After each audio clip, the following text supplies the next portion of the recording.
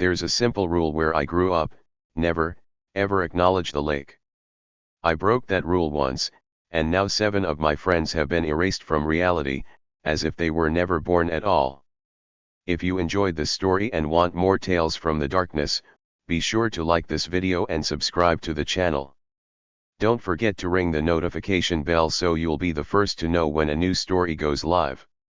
Alright, settle in. Turn down the lights if you can. What I'm about to tell you isn't a story with a monster you can fight or a ghost you can exorcise. This is a story about a place. A sickness. A rule written on the soul of a town, and the price you pay for reading it. My hometown is called Havenwood. If you look it up, you'll see travel blogs praising its quaint charm, its pristine mountain trails, its award-winning school system. They'll call it a perfect slice of Americana, nestled on the shore of, well, they don't name the shore. That's the first thing you need to understand.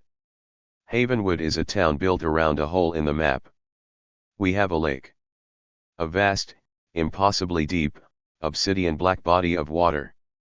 But in Havenwood, the lake does not exist. This isn't a metaphor. It's a law of physics, as far as the residents are concerned. Never look at it.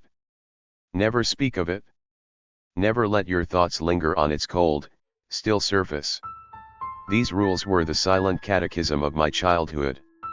We didn't need to be told, we absorbed it from the pinched expressions of our parents, the way conversations would halt and veer off course if they strayed too close to the subject of geography, or boating, or even just the weather over a large body of water. One of my earliest memories is of my father teaching me to skip stones. We were in our backyard, which sloped down towards a line of pine trees. Beyond those trees was the shore. He'd found a perfect, flat piece of shale. Like this, champ, he said, his voice warm, his eyes locked on mine. He flicked his wrist. The stone sailed through the air, and I heard it thwip, thwip, thwip thwip, plunk. 5 skips. It was magic. I grabbed a stone of my own. My turn. I bet I can make it go all the way to the... I stopped. The word was on the tip of my tongue. A simple, 4-letter word. My father's smile didn't just vanish, it was carved off his face, replaced by a mask of cold, primal fear. He snatched the stone from my hands so forcefully it stung. "We're done playing," he said, his voice a raw whisper. He grabbed my shoulder and marched me back inside, refusing to look back. I realized later he hadn't been looking at me when he was teaching me. He was looking through me, his focus fixed on the back door of our house, a safe point in the distance. He never once glanced towards the sound of the skipping stone. He already knew to ignore the result of his own action. That was my first lesson. The second came from my best friend, Simon. We were 10. We were inseparable. Our holy ground was Sickle Hill, a steep asphalt ramp that ended 100 yards from the shore.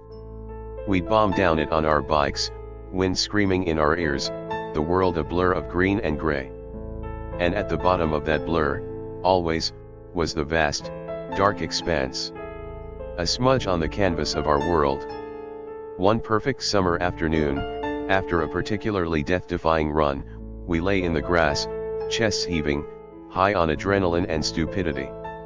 "We almost hit 88 miles per hour, I gasped, a stupid movie quote. Simon laughed, a real, full-belly laugh. "My ghost would have been so mad at you." We lay there for a long time, watching clouds drift by. The feeling of invincibility was so potent, so real, that I got careless. "Hey, Simon," I said, sitting up and pointing. "Do you ever wonder what's in there? Like, are there fish? Or is it too deep?" The laughter died in his throat.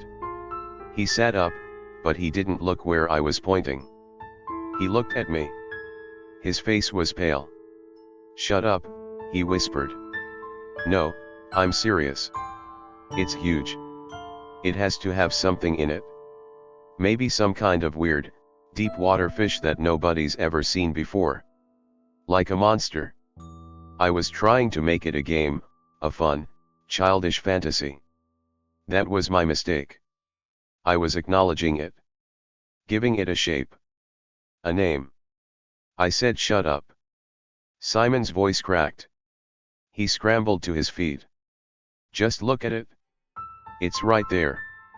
We see it every single time we. He tackled me. It wasn't a shove. It was a feral, desperate attack. His fists hammered into my shoulders and my chest. I curled into a ball, shocked, but the blows kept coming. He wasn't just angry, he was terrified. He was trying to beat the words back into my mouth. There's nothing there, he screamed, each word punctuated by a kick to my ribs. You don't see it? You don't see anything. He only stopped when he was exhausted, sobbing, and gasping for air. He stumbled back, looked at his own hands in horror, and then ran. He left his bike. He just ran. I never got my best friend back. From that day on, in the school hallways, he would look past me, his eyes focusing on a point on the wall behind my head. I had become the lake to him. A void. A thing to be denied. As a teenager, my curiosity festered into a quiet obsession. I became a historian of the thing that wasn't there. I spent hours in the town library, a dusty old building run by a man named Mr. Abernathy. He was ancient, with skin like parchment and eyes that held the weary patience of a glacier. I wouldn't ask him directly, of course. That was rule number 1.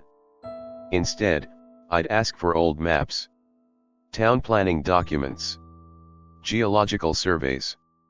One day, I found it. A map from 1928.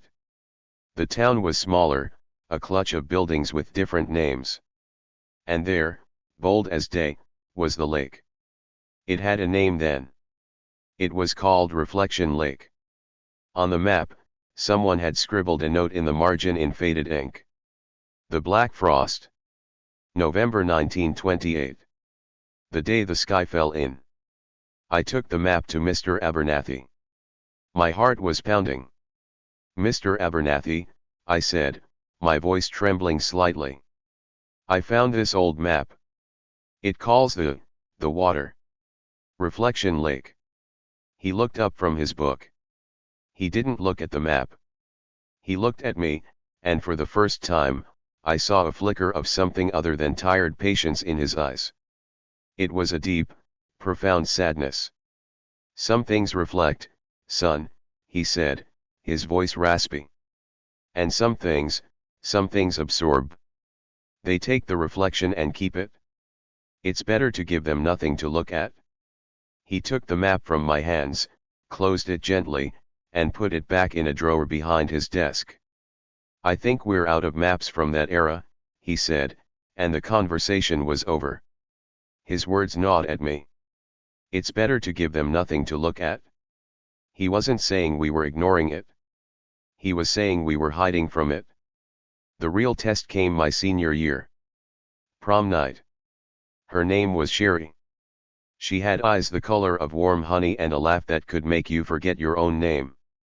We were in love, or the high school equivalent of it, which feels even more powerful. After the dance, our group of 8 friends, giddy on cheap champagne and the electric promise of the future, decided we weren't ready for the night to end. And I, full of a reckless need to tear down the walls of this town's silent madness, made the suggestion. I know a place, I said. Something you'll never forget. I led them down the familiar path to the shore.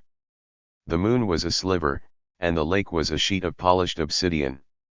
The usual nervous energy filled the group. Jokes died on their lips. What are we doing here, man? My friend Mark asked, his voice tight. We're breaking the rule, I said, pulling off my shirt. All of us. Together. It can't get us all, can it? It was a stupid, arrogant challenge. And in our youthful folly, they followed. We stripped to our underwear and waded in. The water wasn't just cold. It was an aggressive, absolute absence of heat. It felt like wading into television static. The little sounds of the night, the crickets, the wind in the trees vanished. There was only the thick, pressing silence and the lapping of the dark water against our skin. We went deeper. Sherry grabbed my hand, her grip like a vice. Her face, in the faint starlight, was a mask of awe and terror. "I feel it," she whispered, her voice trembling. "It's watching." And she was right. It wasn't a presence in the water. It was the water itself. We had its attention. A vast, ancient, and utterly indifferent consciousness had turned its gaze upon us. It was like standing in a field and suddenly realizing the sky was a single, giant eye, and it had just blinked open. The feeling was indescribable. A deep, cellular wrongness. A psychic pressure that made your teeth ache and your bones feel hollow. We weren't supposed to be there. We were trespassing in a place that didn't distinguish between a swimmer and a drowning man, between a reflection and the thing being reflected. Panic erupted. There was no signal. We all felt it at the exact same instant. A silent, universal scream in our minds, "Get out! Now!" We scrambled, falling over each other, a mad rush for the shore. I half dragged, half pushed Sherry through the water that now felt thick, like oil, clinging to us. When we collapsed on the grassy bank, gasping and shivering, some were crying, others were just staring into the dark with vacant eyes. We dressed in silence and walked home. No one spoke a word of what happened.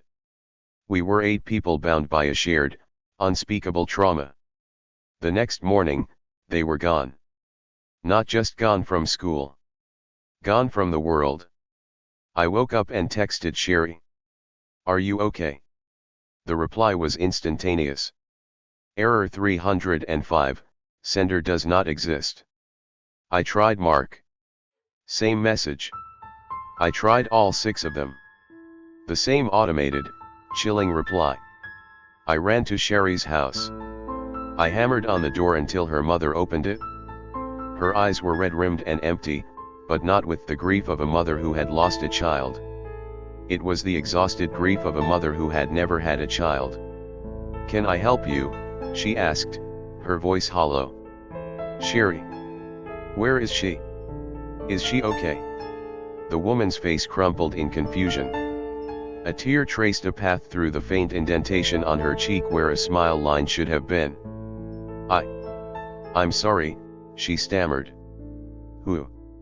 I think you have the wrong house." I don't have a daughter." She shut the door. The horror began to dawn on me. It didn't just take them. It erased them. I ran home, my lungs burning. I tore through my room, looking for proof. Our prom photo, the one we'd taken just hours before. I found it on my desk. There I was, smiling in my rented tux. And next to me, was a space. A perfectly empty space. The light bent strangely around it, as if something should have been there, but the photo itself had forgotten what. My yearbook. I flipped to the page for our group of friends. There were signatures. Jokes. Inside jokes. But the names. Mark, Sarah, Kevin, Jess, Mike, and Sherry, they were gone. The ink was simply not there. The lake didn't just kill. It unwrote reality. It absorbed the reflection, just as Mr. Abernathy had said. It took them and it took every shred of evidence that they had ever existed. Except for me. I was the witness. The one broken cog in the machine of forgetting. Why me? Was it because I was the one who instigated it? The one who was always looking when I shouldn't? I don't know. All I know is that I was left behind to remember 8 ghosts that only I could see. I've lived in Havenwood for 10 years since that night. I never left. How could I? This place holds the graves of my friends, graves that don't even exist. I am their only memorial. I fell in love again, with a woman who moved here from out of state. She learned the rule quickly, the way everyone does. It seeps into you, a low-grade fever of denial. We got married. We had a child. A beautiful little girl named Lily. And my curse, my terrible burden of memory, has become my life's singular, terrifying purpose. I will not let it happen to her. The cycle has to break with me. So last night, I decided it was time. Lily is 7 now. Old enough to understand stories. Old enough to be told the truth. I sat her down in the living room. My wife was out. It was just us. My hands were shaking. My heart felt like a trapped bird. Lily, I began, my voice hoarse. Daddy needs to tell you something very important. A story about some friends I used to have. Their names were Mark, and Sarah, and Kevin. I tried to say Sherry's name. I really did. The syllables formed in my mind, a perfect, clear memory. Sherry. But when I opened my mouth, a cold static filled my throat. The same feeling as the lake water. A pressure built behind my eyes. The room seemed to dim for a second. The word wouldn't come out. It was a physical impossibility, like trying to bite through my own teeth. I choked, gasping. Lily looked at me, her head tilted, her expression full of a child's innocent concern. Daddy, are you okay? She asked. She reached out and patted my hand. You look sad. I nodded, unable to speak, a wave of nausea washing over me. Then she looked at me, her eyes clear and bright, and she asked the question that finally, completely, broke me. Daddy, she said, her voice so sweet, so pure. Who's Sherry? And in that moment, I felt it. A cold, empty space in my own mind where a beloved memory used to be. The lake was still working. It wasn't just erasing the past. It was actively, patiently, erasing my memory of it. I am not the witness. I am the final page of the book, and the ink is starting to fade. Soon, there will be nothing left to read. Soon, I will be just like everyone else in Havenwood. And the lake will be waiting, patiently, for my daughter to get curious.